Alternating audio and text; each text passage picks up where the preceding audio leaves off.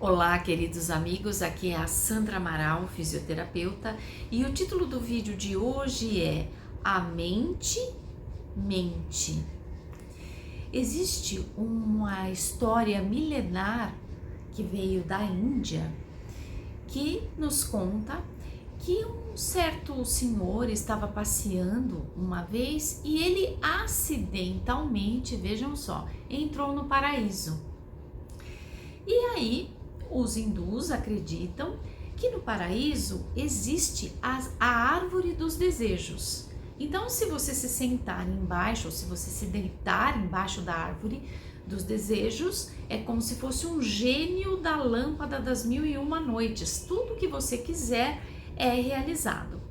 Só que este senhor que estava passeando e entrou acidentalmente no paraíso e encontrou a árvore dos desejos, ele não sabia de nada disso. Ele não sabia que ele estava se deitando embaixo de uma árvore que era a árvore dos desejos.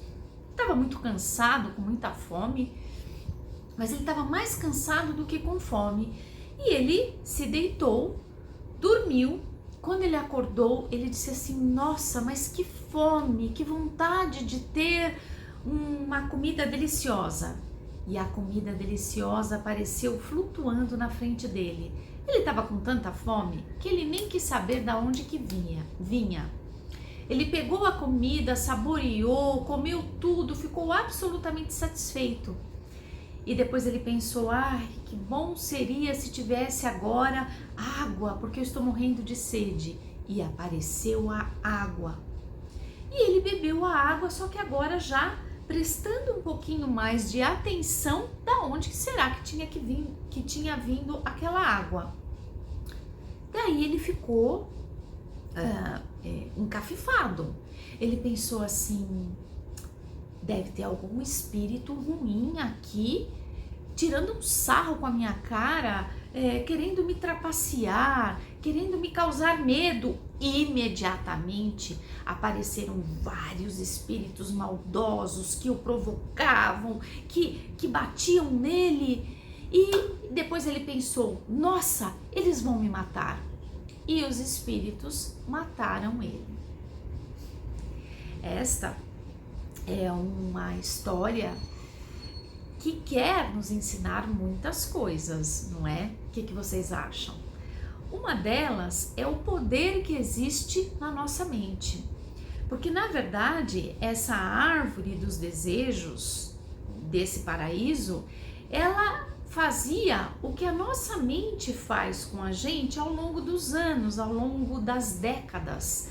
Então, nós queremos muito alguma coisa por muito tempo, depois a gente pode até parar de querer aquilo, mas aquilo um dia se realiza.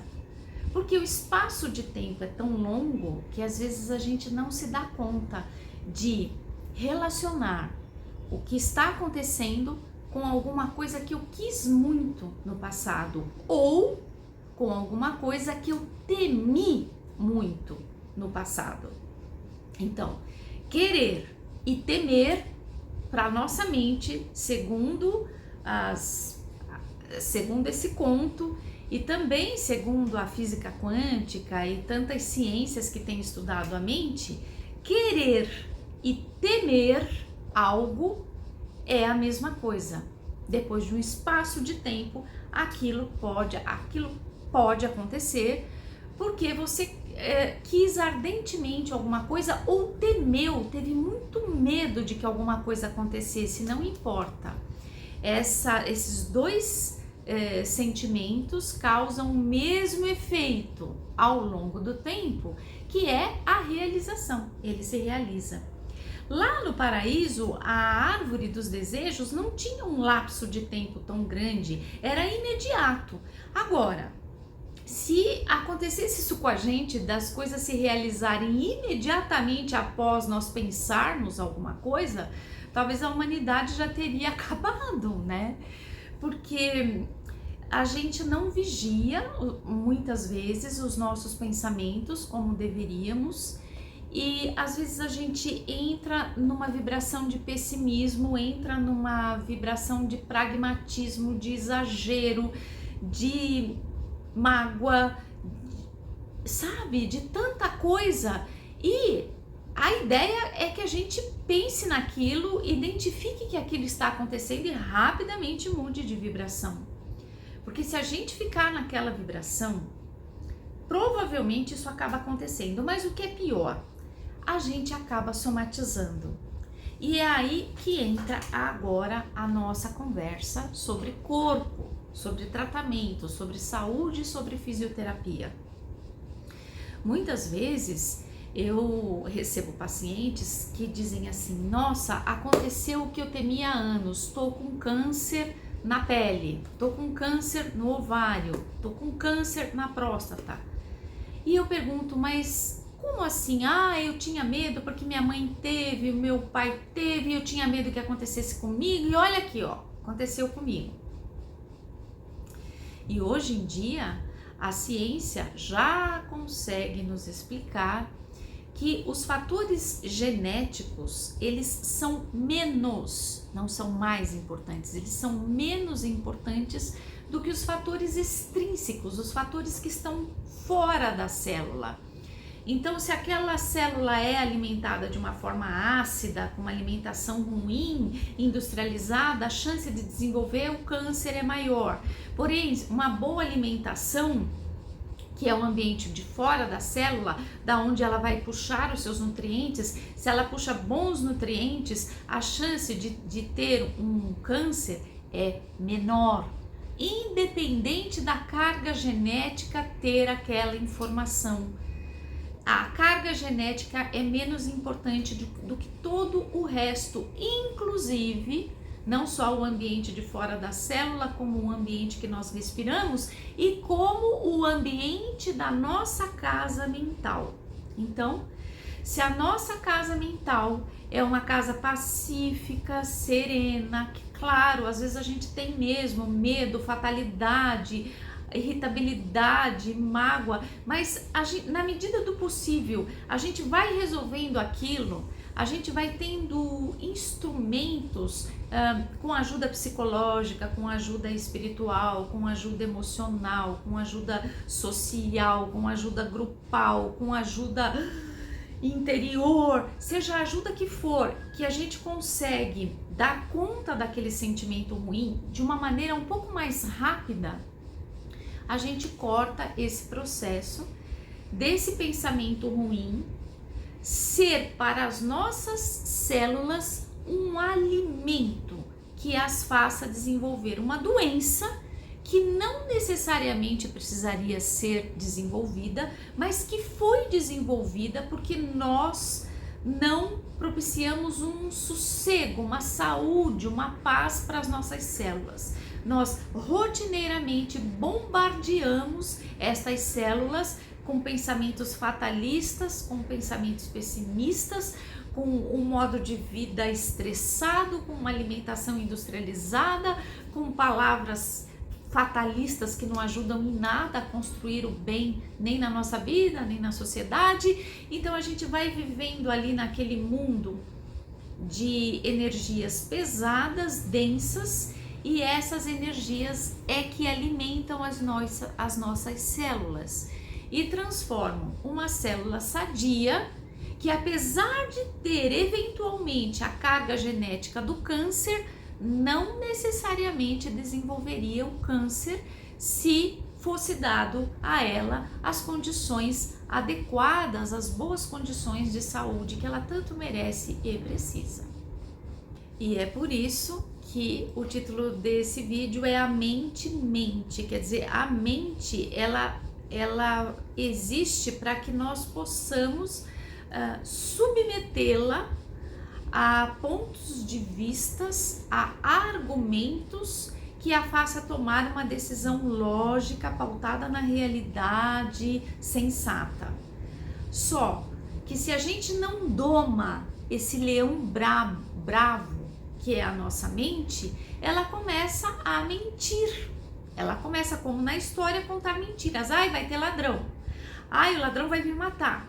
Né? Não estou dizendo que a gente não tem que se preocupar com as coisas que merecem a nossa preocupação, mas nos preocupar pelo tempo certo, da forma correta, Ao invés de ficar, ai meu Deus, que medo, que isso, que aquilo. Por exemplo, vamos lá, uma pessoa que tem a carga genética do câncer e tem muito medo de adoecer com câncer, mas ainda não adoeceu. O que ela pode fazer? Bom, eu vou começar a me alimentar melhor, vou parar com industrializados, vou parar com esses refrigerantes malignos, eu vou parar com alimentos industrializados, eu vou cuidar mais do meu corpo com uma caminhada, com yoga, com pilates, com uma natação, com tai chi chuan.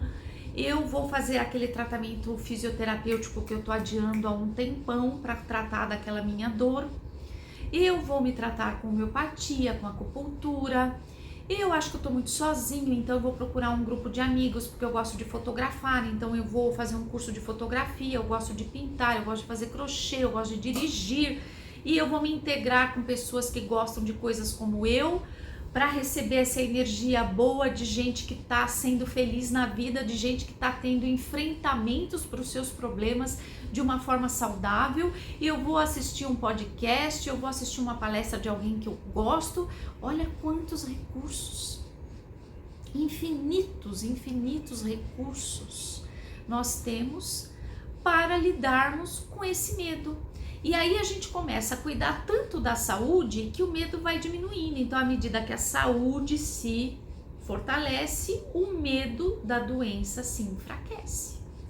Então, a gente usou a nossa mente, que nos trouxe um pensamento fatalista, contra-argumentando com este pensamento, trazendo pontos de vistas diferentes para esse pensamento, conseguimos pautar uma atitude e uma decisão de vida pautada numa atitude extremamente positiva, de modo que o medo diminuiu, a força da vontade de viver aumentou e a gente passou ali 10 anos, 20 anos e não desenvolveu o câncer. Eu não estou dizendo, por favor, que todas as pessoas que desenvolvem câncer são fatalistas, não. Eu conheço pessoas que são extremamente de bem com a vida, extremamente terapeutizadas e desenvolveram a doença porque tinham que passar por aquilo. Isso é bem verdade. Mas eu estou generalizando de uma forma geral. A gente pode evitar coisas, a gente pode evitar doenças caso a gente mude um pouquinho o jeito de pensar, contra-argumentando com um pensamento ruim, fatalista e apresentando para nossa própria cabeça enfrentamentos possíveis. Às vezes a gente não consegue fazer isso sozinho, mas muitas vezes a gente consegue ou fazer sozinho, ou fazer com livros, ou existem amigos, psicólogos, grupos de tratamento, grupos de encontro que tem essa finalidade. É só a gente procurar, né? Outro dia, uma pessoa estava falando para mim, eu não posso fazer psicoterapia porque eu não tenho dinheiro. Nossa, a todas as universidades que eu conheço que tem o curso de psicologia, no último ano os alunos fazem estágio, assim como era na fisioterapia, os alunos faziam estágio sob a orientação de um professor que é psicólogo, de um professor que é fisioterapeuta, e essas pessoas atendem então os pacientes de forma gratuita e são orientadas pelo orientador, que é o chefe da cadeira ali daquele estágio, que tem o conhecimento, a experiência para ajudar o aluno a conduzir os tratamentos. Essa é uma possibilidade. Existem tantas outras. Por exemplo, aqui no consultório de fisioterapia, quantas pessoas eu já atendi por um preço minúsculo? Era assim, eu via a pessoa com sofrimento, eu dizia assim, o que eu faço vai ajudá-la tremendamente, independente dela poder ou não pagar, eu vou fazer um número de atendimentos até que essa pessoa fique boa. E eu conheço psicólogos muito bem-sucedidos, com preços altos, que fazem este mesmo processo. Basta a pessoa ter a humildade de pedir ajuda, que a ajuda vem. Então, na verdade, às vezes a gente vai dando desculpas para não conseguir aquilo que é necessário, porque a gente acaba se acostumando com a vitimização, com a autopiedade, ou às vezes também as pessoas desconhecem que podem ser ajudadas até por profissionais particulares com preços muito reduzidos, até que elas saiam daquela crise e vão então buscar alguma atividade grupal que as atenda em suas carências, em suas necessidades. Então existem caminhos e existem possibilidades de cura, de superação. E a proposta então dessa nossa conversa de hoje é que quando venha um pensamento, eu vou pegar tal doença, se eu pegar tal doença, a minha genética familiar é propícia a tal doença, contra-argumente com a sua mente, apresentando para ela alguns argumentos, alguns exemplos que eu coloquei aqui ou tantos outros, como se ela fosse uma pessoa dentro de você e você estivesse então submetendo-a a um raciocínio para que a sua mente pare de mentir e seja usada a seu benefício, a seu favor, para o seu fortalecimento, para a sua vitória pessoal, individual, não diante do mundo, mas também se for diante do mundo, ótimo, mas diante de você mesma ou de você mesmo.